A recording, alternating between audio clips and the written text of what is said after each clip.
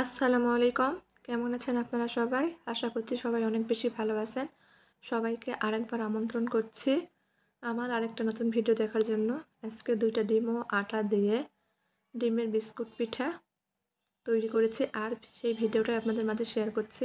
এটা দেখতে অনেকটা অর্ধচন্দ্রের মতো, তাই না?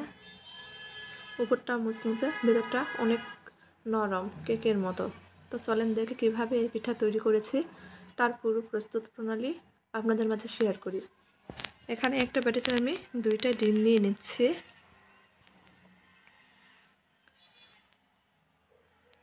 এখন ডিমের মধ্যে চায়ের কাপে মেপে হাফ কাপের চেয়ে একটু বেশি চিনি দিয়ে দিব।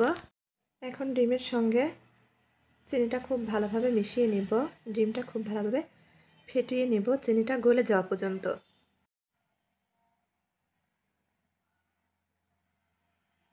বেশ কিছুক্ষণ সময় নিয়ে ডিমটা ফেটিয়ে নিয়েছি। ডিম চিনির এই মিশ্রণের মধ্যে 3 টেবিল চামচ মতো তরল দুধ দিয়ে দেব। দুধটা দেওয়ার কারণে চিনিটা আরও ভালোভাবে গলে যাবে। দুধ আমি আগে থেকে জাল করে ঘন করে নিয়েছিলাম। দুধটা এখন ঠান্ডা অবস্থায় আছে। আবার খুব ভালোভাবে মিশিয়ে নিচ্ছি। মিশানো হয়ে গেলে এখানে স্বাদ মতো লবণ দিয়ে দিব। আবারও নেড়েচেড়ে মিশিয়ে নিব। খুব ভালোভাবে মিশিয়ে নিয়েছি। এখন এর মধ্যে 1.5 টেবিল চামচ মতো গুঁড়া দুধ দিয়ে দিব।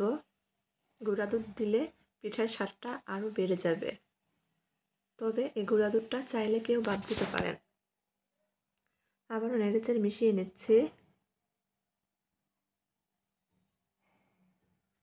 মিশানো হয়ে গেছে। এখানে 2 চিমটি মতো বেকিং পাউডার দিয়ে দিব। আবারও নেড়েচেড়ে মিশিয়ে নেব। বেকিং পাউডার ছাড়াও পিঠাটা তৈরি করা যাবে, তবে বেকিং পাউডারটা দিলে পিঠাগুলো ফুলবে, ফুলকো ফুলকো পিঠা তৈরি হবে। বেকিং পাউডার দিয়ে খুব ভালোভাবে মিশিয়ে নিয়েছি। এখন এর মধ্যে অল্প অল্প করে আটা দিয়ে হাত দিয়ে পিঠার খামির তৈরি করে নেব। আটাটা আমি একবারে ব্যবহার করছি না, অল্প অল্প করে আটা দিয়েই পিঠার খামির বা ডো তৈরি করে নিচ্ছি। প্রথমে খামিরটা একটু আঠালো মনে হবে, তারপর মাখতে মাখতে খামিরটা একেবারে সেট হয়ে যাবে। কেউ চাইলে এই পর্যায়ে একটু তেল ব্যবহার করতে পারেন। আমি আর তেল ব্যবহার করছি না, যেহেতু পিঠাগুলো আমি ডুবো তেলেই ভেজে নিব, সেজন্য তেলটা এখানে আমি স্কিপ করেছি। কিছুক্ষণ মথে নেওয়ার পর এখানে আমি হাফ চামচের চেয়ে একটু বেশি কালো জিরা ব্যবহার করছি। কালো জিরা দেওয়ার কারণে পিঠার স্বাদ আরও বেড়ে যাবে। আবারও নেড়েচেড়ে মিশিয়ে নিচ্ছি। আমি অফ ক্যামেরাতে বেশ কিছুক্ষণ সময় নিয়ে খামিরটা মথে নিয়েছিলাম। খামিরটা এখন তৈরি পিঠা বানানোর জন্য। এখন খামিরটা থেকে 3টা ভাগে ভাগ করে নিচ্ছি। একটা পিঁড়ি নিয়েছি, পিঁড়ির উপর সামান্য আটা ছড়িয়ে দিব। একটা ভাগ নিয়ে নিচ্ছি, বেলুন দিয়ে বেলে নিব। তবে খুব বেশি পাতলা করে বেলে নিব না, একটু মোটা করেই রুটি বেলে নিব। একটু মোটা করে রুটি বেলে নিয়েছি। এখন একটা কৌটার ঢাকনার সাহায্যে আমি পিঠাগুলো কেটে নিচ্ছি। কৌটার ঢাকনাটা পিঠাটার উপর, মানে রুটির উপর অর্ধেক রেখে দিব, বাকি অর্ধেক বাহিরে থাকবে। হালকা হাতে চাপ দিব, তাহলেই পিঠাগুলো তৈরি হয়ে যাবে।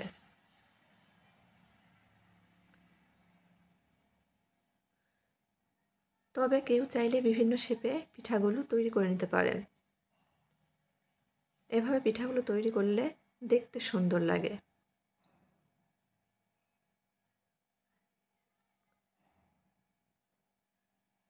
এভাবে আমি সবগুলো রুটি বেলে পিঠাগুলো তৈরি করে নিব।